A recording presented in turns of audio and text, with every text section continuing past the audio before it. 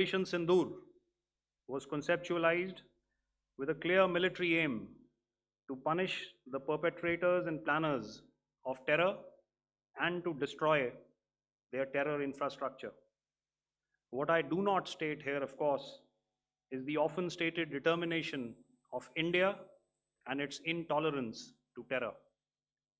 It set into motion a very diligent and microscopic scarring of the terror landscape across the borders and the identification of terror camps and training sites.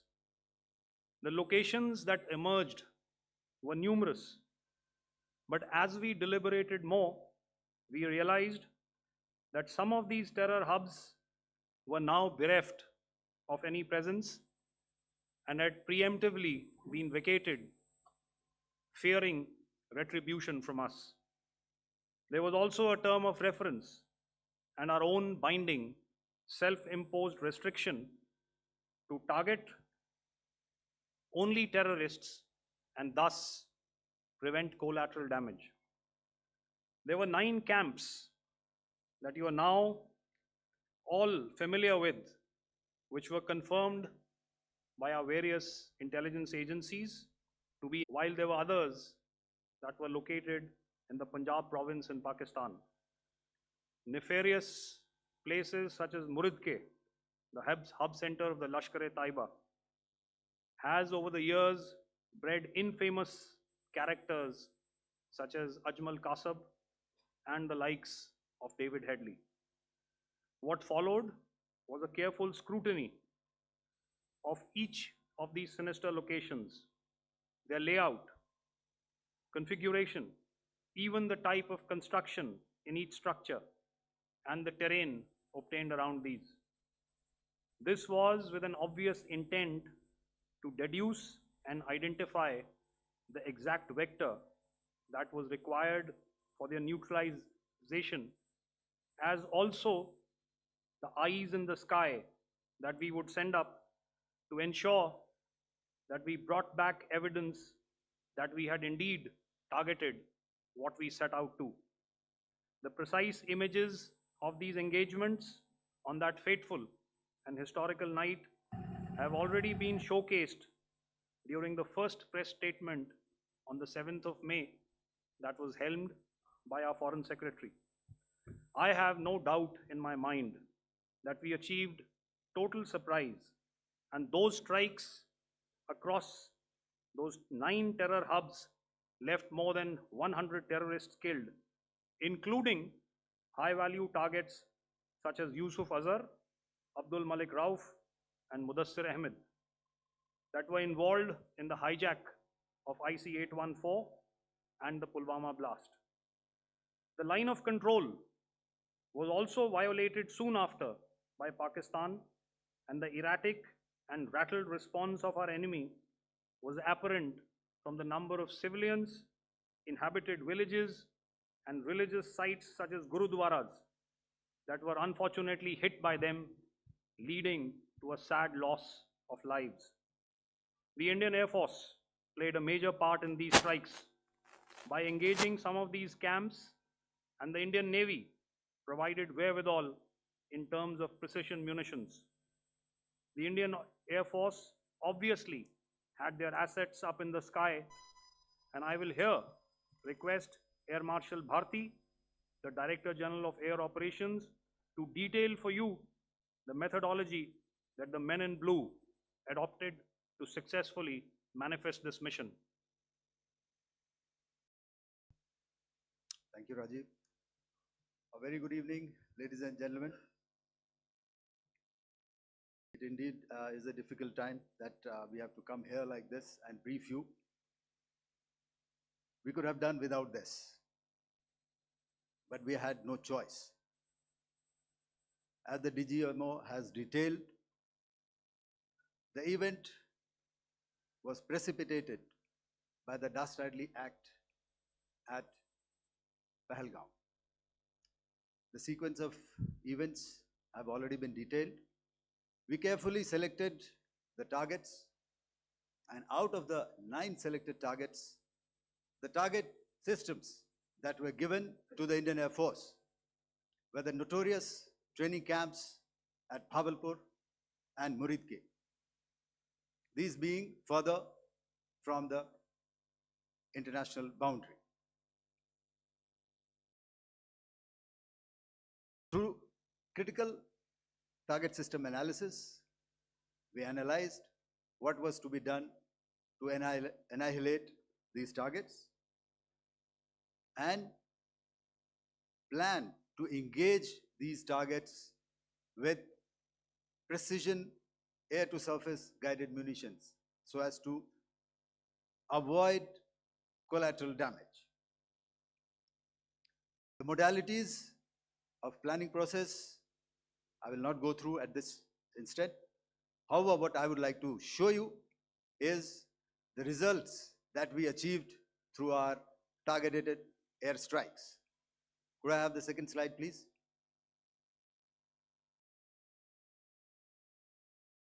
Yeah, change, please.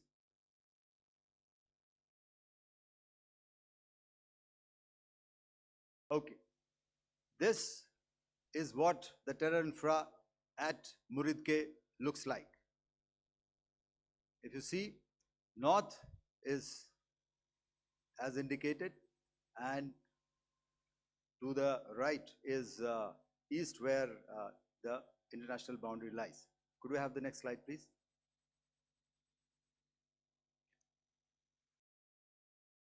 Orientating.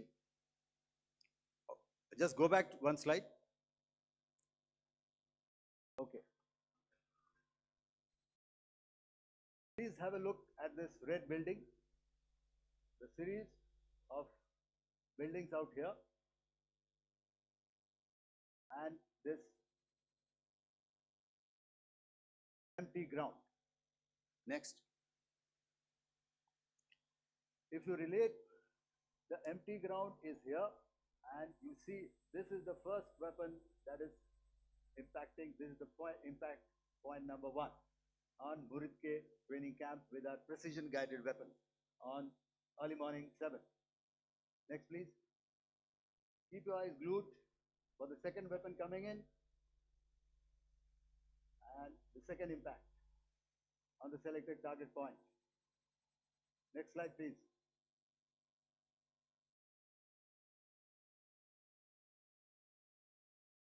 Third weapon, third impact. Continue. And fourth weapon, fourth impact. So through these targeted and precision targeting, we addressed the target at Muridke, which was the training infrastructure. Can you hear me? All right. Okay, I'll come closer to the mic. Now we go to the next target, which is the Bhavalpur training camp. Next slide, please. Okay, just wait. So the effect, if you see, the impact point, if I can point out, this is the impact point. The ammunition has gone through the roof and it has created a blast inside, the photographs of which you would have, all of you would have seen. And the red building, after that, there was this double-story building. It has been completely decimated by our precision targeting. Next, please. The target system, which was in the north, a series of buildings. I will show you how it looked. Next. Completely destroyed by our precision targeting. Next. Now coming to Bhavalpur, this is the target complex that we are dealing with, a fairly large target complex. So we had to carefully choose the points that we needed to address, which were high value and which would meet our stated objectives of eliminating the terrorists. I would like to draw your attention to this red canopy, and in relation to that, I would cover the targets. One target system is a series of buildings here, other one here, and other one out here. Next slide, please. This is how it looked before, and this is how the building looked after the impact of the weapon, and orientation in relation to this red canopy you can see here. Next please.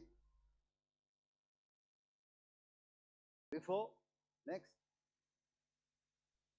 and after. The roofs have completely collapsed. Next. This is the target system. Next. Precision targeting, and we have achieved our objectives here. Next. All right, so that was what we did on the 7th. Our objective was to address these two terrorist camps, and that we did with precision. And thereafter, we maintained a robust air defense posture, because remember, our objective was to target the terrorists and terrorist infrastructure, not any other infrastructure, not the Pakistani military, not the Pakistani any other infrastructure. So that is what we have maintained on the 7th of May. However, what we saw in the evening of 7th of May, we were saturated with a raid of Pakistani unmanned aerial vehicles and small drones. And these came in waves in our civilian areas, over our military installations, and all of them were successfully intercepted. Few of them did manage to land. However, there was not much damage that they did. And we have our robust counter-US hard kill and soft kill systems which did the job. However, the difference here was that we had targeted the terrorists. The adversary now has targeted our civilians and the military infrastructure. So it had to be responded to. So in a quick and calibrated response, that very night, we struck their radar installations at Lahore and close to Gujranwala, the LYT installation, to indicate to him that we are ready, yet we do not want to escalate. Our fight was with the terrorists and not with the Pakistani military establishment. Thank you.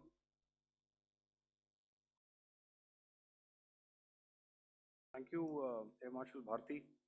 So, ladies and gentlemen, he's outlined operations not only on the night of 6th and 7th of May, when Operation Sindoor commenced, but also on the subsequent night.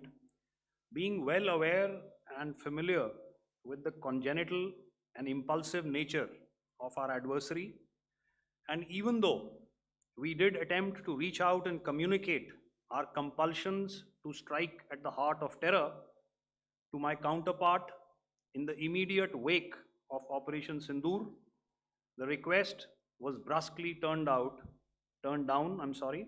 with an intimation that a severe response was inevitable and in the offing.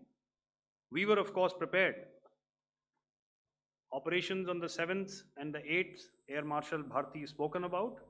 On the night of 8th and 9th of May, they flew drones and aircrafts into our airspace all across the borders and made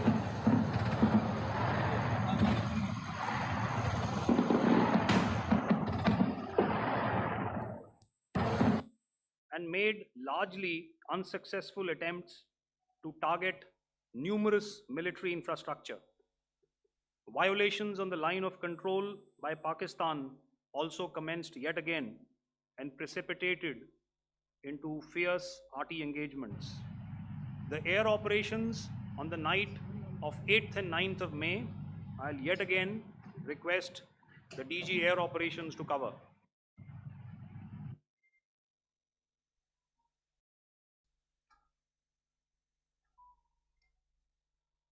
So I just covered what happened on the night of 7th and 8th.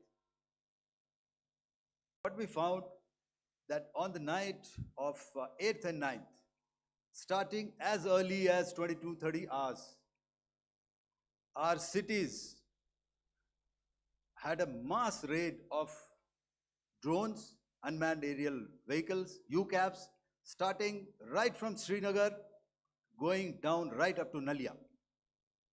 It was a mass raid in waves, and it was relentless.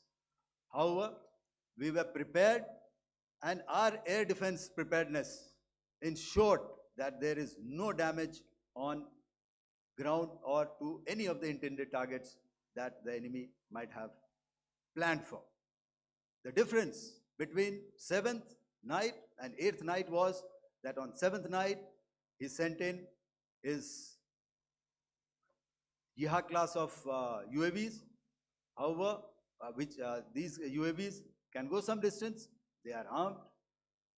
However, on the 8th, less numbers of armed UCAVs were there or UAVs were there, and more numbers of quadcopters, maybe for surveillance or just for harassment of civilians. This continued till midnight. Our air defense preparedness ensured that there was no damage on the ground, either to the military installations or to the civilians. However, the enemy had yet again shown that he wanted to up the ante and he wanted a fight, and we were up to the task. In a measured and calibrated response, we once again targeted his military installations, which included his SAM sites at Malirkant. This also included his surveillance radar sites at Lahore and close to Gujranwala. These were suitably addressed, and thereafter his drone attacks continued even till morning, which we countered, and during the daytime there was some respite. Here I would like to bring out another aspect. What we found was that while the drone attacks were being launched from somewhere close to Lahore, enemy had allowed his civilian aircraft to also continue to fly out of Lahore. Not only his own aircraft, but international passenger aircraft, which is quite insensitive, and we had to exercise extreme caution, even at the cost of some tactical disadvantage, to ensure that there is no damage to any of the civilian aircraft. And this was also brought out in our press briefing during the day. So I will now hand over to my colleague to cover the events of 9th onwards.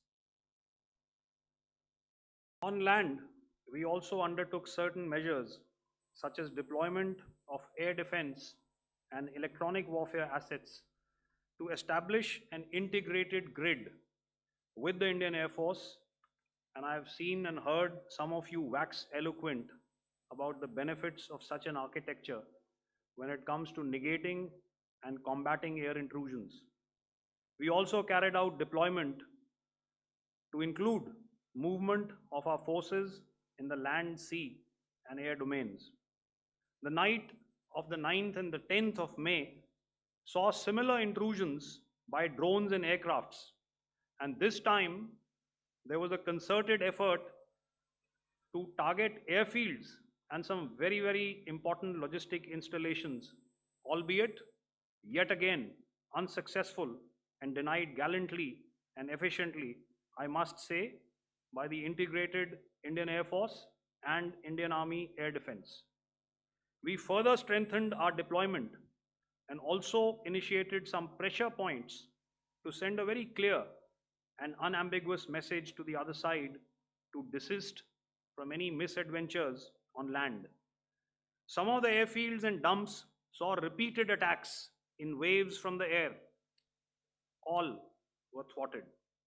The Pakistan Army has reported to have lost approximately 35 to 40 personnel in artillery and small arms firing on the line of control between the 7th and the 10th of May. What the other side had probably also not reckoned with was the speedy and precise turnaround and hit back by the Indian Air Force. And I will yet again ask Air Marshal Bharti to speak about these significant and game-changing strikes. I will thereafter request Vice Admiral Pramod, my colleague and Director General of Naval Operations, to tell us about some very telling naval maneuvers in the Arabian Sea that exerted pressure on the night of 9th and 10th of May. Over to you, sir.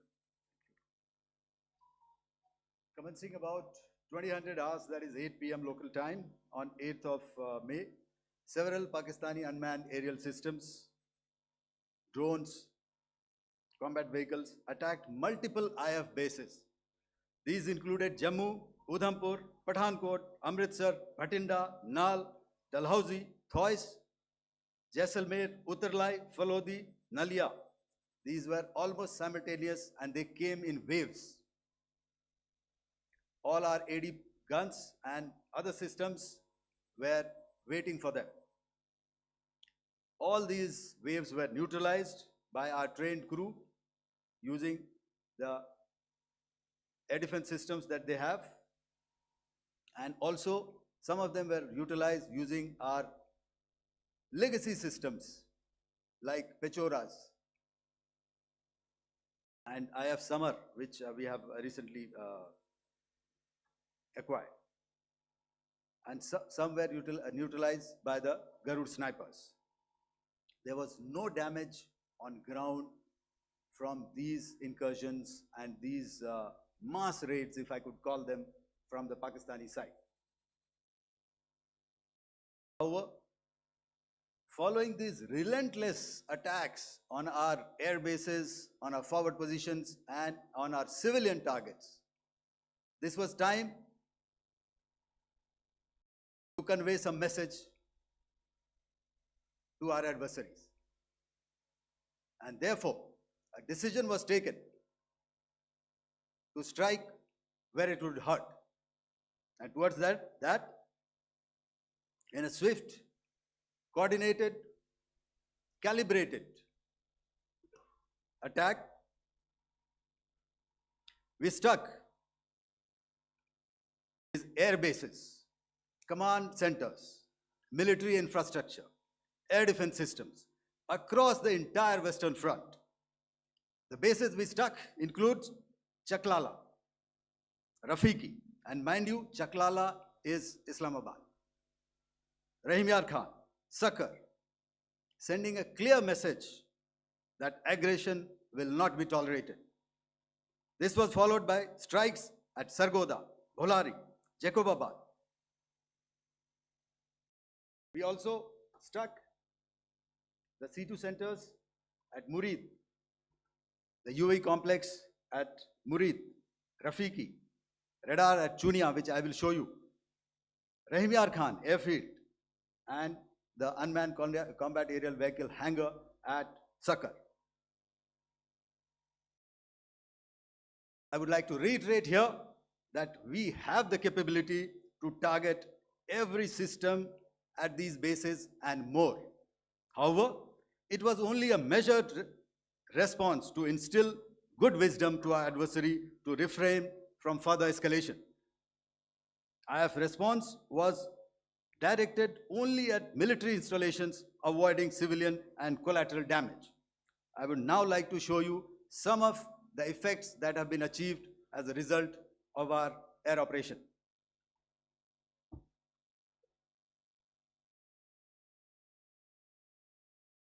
Here is the Pasroor air defense system, if you could see. Zoomed up view, this is the radar mounted on a high tower. And after the strike,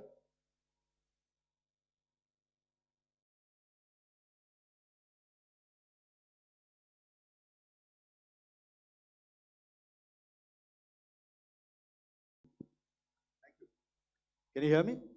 Yeah, thank you.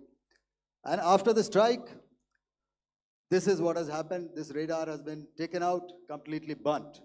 Next slide, please. The Chunia air defense radar, which was taken out on 7th and 8th. This is the radar site. A blown up photograph, once again, on a tower, not very clear. But what you see very clearly is the after effect after we have stuck. The radar head has been completely decapitated. Next slide, please. Arifwala air defense radar. In this complex, you see how it looked before, blown up image, and after really blown up. Next. Now coming to Sargodha airfield. Remember, this is one of their important airfields wherein they have a lot of assets, F-16s, other assets which they keep getting, training institutes. And we have stuck this airfield. It is not, if you zoom in here, then one impact point here on the runway and second impact point of our weapon, precision weapon on the runway. And if you see this blown up, repairing going on. Same here. Next. Rahimyar Khan. This is the area we have stuck. A deep strike out here and one complex here. So this is how it looked before, and same, you see a big crater, another crater here, and this complex after strike neutralized. Next. Chaklala airfield, Noor Khan, once again a major air base, a lot of their logistic assets out here.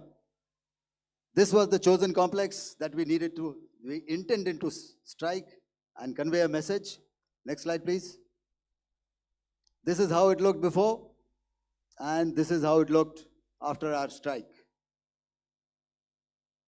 Next. Sakar. We chose the radar site at Sakar. This is the radar site, and after it was struck, this is the aftermath, completely burnt out. Next, please. Aircraft shelter. This is how it looked before the strike, and this is how it looked after the strike.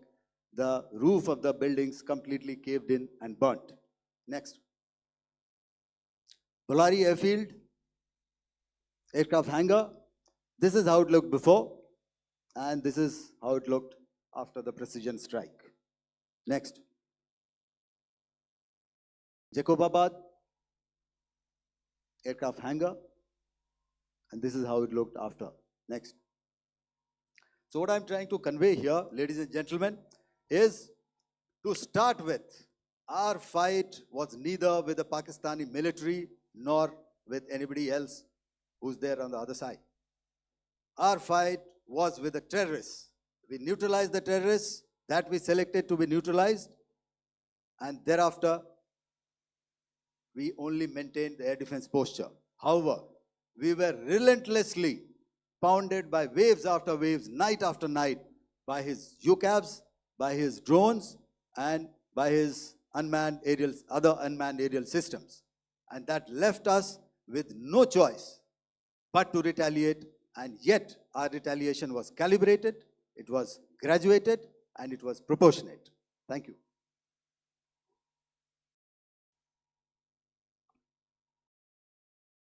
Good evening, ladies and gentlemen. In the aftermath of the cowardly attacks on innocent tourists at Pahalgam in Jammu and Kashmir by Pakistani-sponsored terrorists on 22nd April, the Indian Navy's Carrier Battle Group, surface forces, submarines, and aviation assets were immediately deployed at sea with full combat readiness in concert with the Joint Operation Plan of the Indian Defence Forces. You may be aware that we tested and refined tactics and procedures at sea during multiple weapon firings in the Arabian Sea within 96 hours of the terrorist attack. The aim was to revalidate our crew, armament, equipment, and platform readiness to deliver various ordnance on selected targets precisely. Thereafter, our forces remained forward deployed in the Northern Arabian Sea in a dissuasive and deterrent posture with full readiness and capacity to strike select targets at sea and on land, including Karachi at time of our choosing. The forward deployment of the Indian Navy compelled Pakistani naval and air units to be in a defensive posture, mostly inside harbors or very close to the coast, which we monitored continuously. The Indian Navy maintained seamless maritime domain awareness throughout the duration and was entirely aware of the location and movement of Pakistani units. In effect, we had and continue to have good battle space transparency using our maritime domain awareness grid.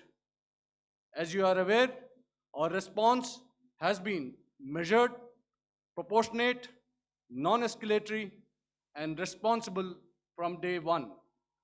Accordingly, the calibrated approach considered all options, including the ability of the Indian Navy for offensive action from and at sea. As part of this escalation control mechanism, the application of force by the Navy was planned in a synchronized manner in coordination with the Army and Air Force, the highlight being teams from the three services working closely in an integrated manner.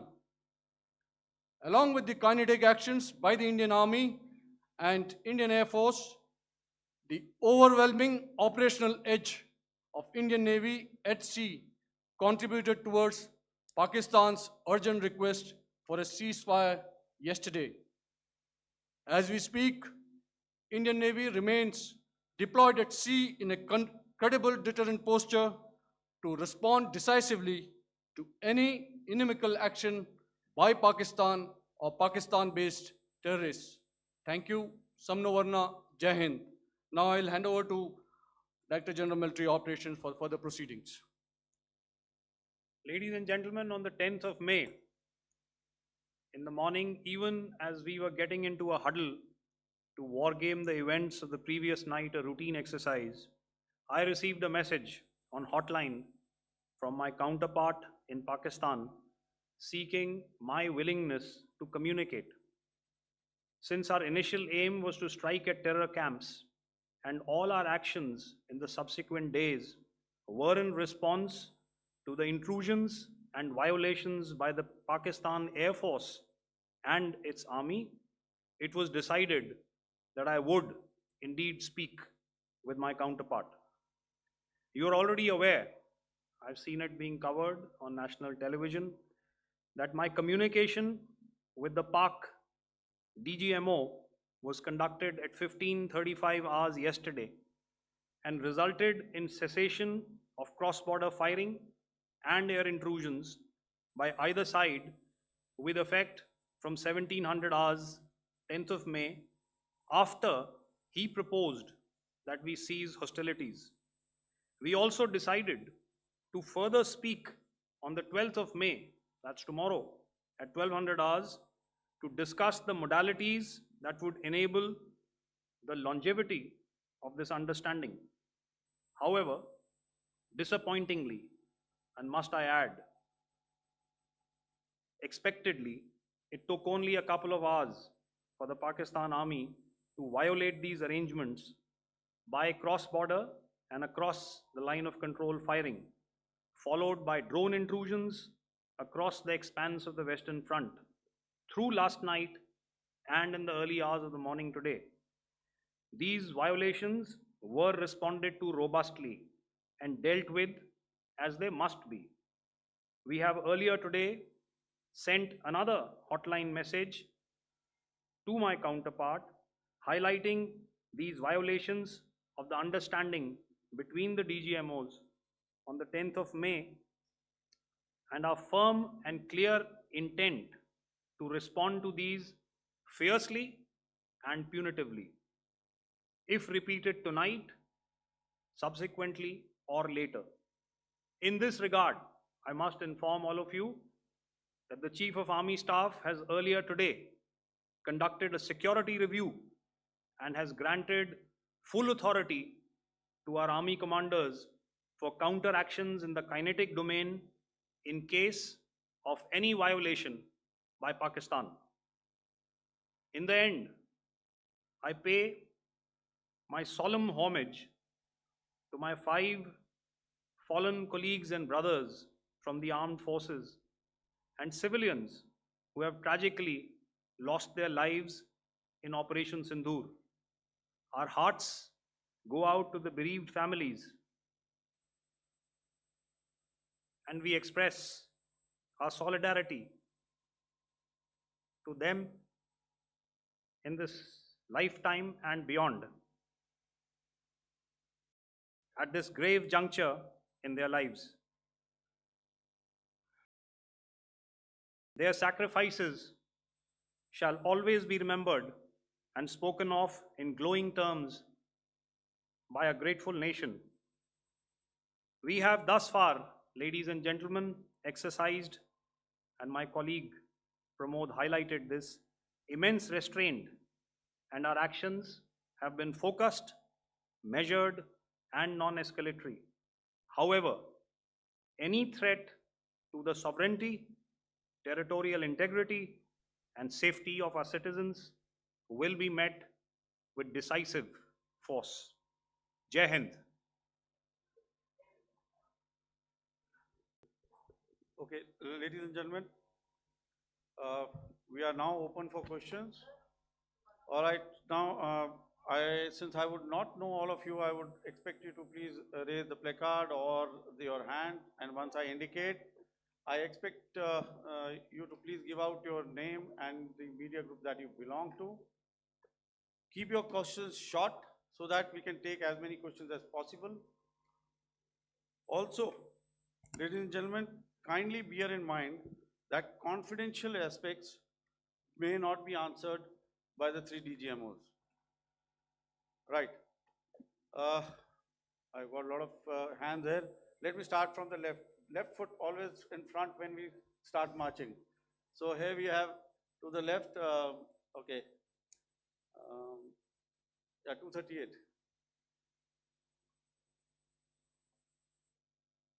Hello. So this is Manas Pratimhuyan from PTI, Press Trust of India. So the understanding that was reached yesterday on stopping the military operations and actions, was it for just 3 days? And what would be the cost escalation if there is violation of this understanding by the Pakistani side? And my subsequent question would be that we have a kind of ceasefire agreement with Pakistan that was finalized in 2003. So will there be some kind of similarities in frameworks between the two kind of understandings, 2003 ceasefire agreement and the current understanding on stopping military operations? And again, what are the cost that will be incurring on Pakistan if Pakistan again resorts to this kind of terrorist activities, because we have made it very clear that the cost will be very high. So I would like to have your thoughts on it. Okay, so I'll answer the latter part of the question first. I also want to add that while the initial ceasefire agreement, as you correctly pointed out, is of the 2003 vintage, but I must remind you that in 2021, in the month of February, and this was then when the crisis in Eastern Ladakh was also on, the 2 DGMOs had spoken and arrived at a ceasefire understanding that lasted right up until this unfortunate attack at Pahalgam. Once our Foreign Secretary had announced the decisions of the CCS in the immediate wake of that attack, he had announced certain measures, and then of course Pakistan had in turn made its own announcements. Since then, there have been certain violations of this ceasefire understanding, and of course after the 7th of May, like I pointed out during my statement, that there have been numerous violations on the line of control especially, and of course along the international boundary. by the Pakistan Army and the Pakistan Air Force. This understanding that we spoke about yesterday, no, it was not for 3 days. It was first to stop aggressive and hostile activities immediately, let that order and direction settle down for about 36 hours, and thereafter discuss modalities, like I said, to ensure its longevity. That is tomorrow on the 12th of May. But unfortunately, we had a violation starting at approximately 1900 hours last night, and we've sent a communique, like I said, to the Pakistan Military Operations Directorate, and we will await to what happens tonight. All right. I will, The cost escalation, I mean, I'll leave it to your best imagination. I've already said that the response will be fierce and punitive. now the right foot forward. Yeah.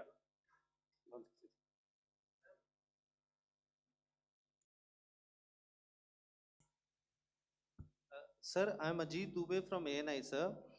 Sir, my question is that you talked about the loss of lives to the Pakistan army, that was around 35 to 40 kills secured by the Indian army. Sir, can you tell us what would be the total loss of life to the Pakistan army in both army and air force attacks, sir? And how good was the performance of the BrahMos, Scalp and the S-400 during the operations? And sir, since we have sir, just one No line, multiple questions, please. sir. All right. And since sir, we have achieved such a spectacular, we have made good achievements in this entire operation. Can we say that we have emerged victorious, or we have a big upper hand over the Pakistanis in this entire conflict? Thank you very much, sir. So I'll answer the question about the loss of lives on the other side. Of course, there are various means to ascertain that number. There is information from various agencies that come in. There are, of course, on the line of control, other ways to find out as to what has been the effect of what you are doing there in ceasefire violations. So therefore, I mentioned 35 to 40 on the line of control, and please remember that once Operation Sindoor was launched, the responses of the Pakistan Army were also on Indian Army or the Indian Armed Forces infrastructure. Let me put it that way.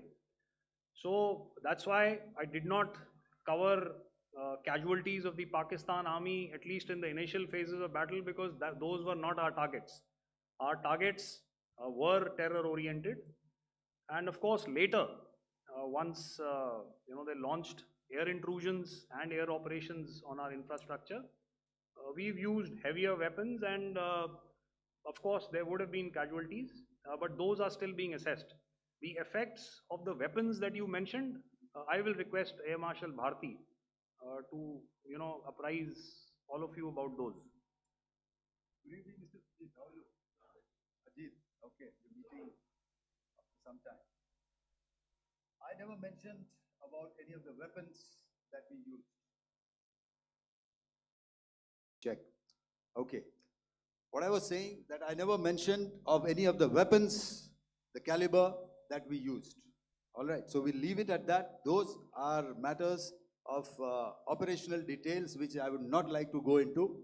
But suffice to say that whatever methods and whatever means we have chosen, it had the desired effects on the enemy targets. How many casualties? How many injuries? Well, to start with, our aim was not to inflict casualties, but in case there have been, it is for them to count. Our job is to hit the target, not to count the body bags. In the last part of your question, I wonder if you read out the tweet on ADGPI at midnight once we'd done what we had to in Operation Sindoor. And that's credit to my friend here on the left. Justice has been served. Ajit. That is all that I will say. Ajit, no, I'll request you to, refrain putting words into his mouth. All right. Yeah, I'll come back to the left. 147. Sorry, 47. No, 47. Did I see it here or? Yeah. Good I evening, saw it there. gentlemen. Sorry, 147, I saw it there. Sorry. Yeah, since I've already said 147, start please. Hi, sir. Good evening. This is Shivam Patel from Reuters News Agency. Thank you for giving me the opportunity. My question, sir, is how many military targets did Indian Armed Forces strike in Pakistan in response to the attacks from Pakistan? How were these targets selected? And how many troop casualties have been there in total on both sides, if you give details? Thank you. I'm sorry, where are you? I haven't Yeah, spotted his. he's to the Yeah, right. okay. Can you just repeat that for me, please? Sure, sir. So my name is Shivam Patel. I'm from Reuters News Agency. My question is, how many military targets in total did the Indian Armed Forces strike in Pakistan in response to the attack from Pakistan? How were these targets selected? And how many troop casualties have been there on both sides, if you can? So you're speaking of the targets that I mentioned in the wake of the attack at Pahalgam, right?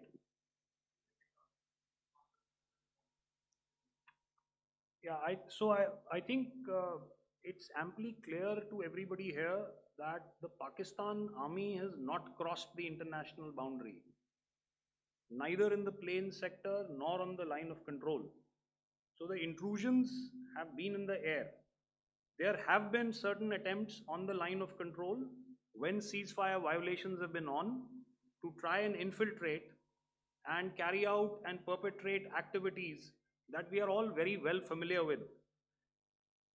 Whether these are by terrorists or by the Pakistan army or its special forces and commandos is difficult to say, but each of these have been effectively thwarted. So therefore, as far as engagements of military targets on the other side is concerned, I thought Air Marshal Bharti covered those very well and in detail, and he also mentioned as to how they went about targeting those. I think those images were very clear and very, very graphic in telling us as to what we needed to hit.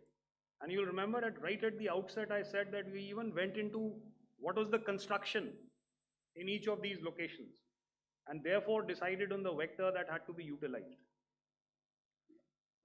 Please.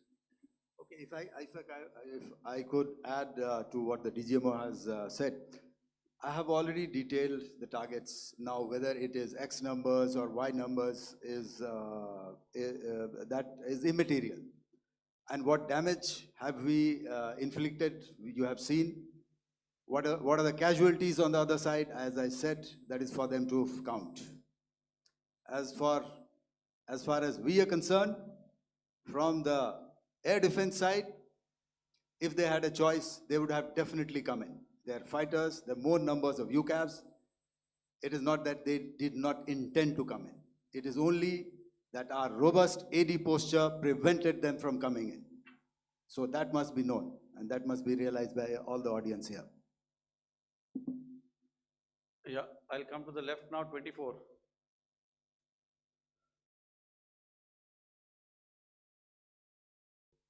Good evening, sir. This is Anvesh Rath from Z. Sir, I wanted to know on the first briefing, which was done by FS and two representatives from Air Force and Army, you showed a list where there was 21 places in that list. You have stuck 9. Are more operations going to be held? Is Operation Sindoor still on? And the second question, thank you, sir. Thank you so much. And also, I want to congratulate all three of you for a fantastic operation that you guys have done. Thank you so much. Thank you so much for that one question. Yeah. Sir, the question. Unfortunately, Rath, is that your name? I'm sorry. You know, as far as operational details are concerned, I am not in a position to share those right now. But I think I'll take a cue from Pramod. You know, he said towards the end that the Indian Navy is still in a posture that is deterrent. And I have already made it very clear towards the end of what I said that it's only a couple of hours ago that the Chief of Army Staff has carried out a security review and he's authorized our army commanders to deal with violations of any kind from across the borders in a manner that they deem fit. So again, to reiterate, the response will be fierce and it will be punitive.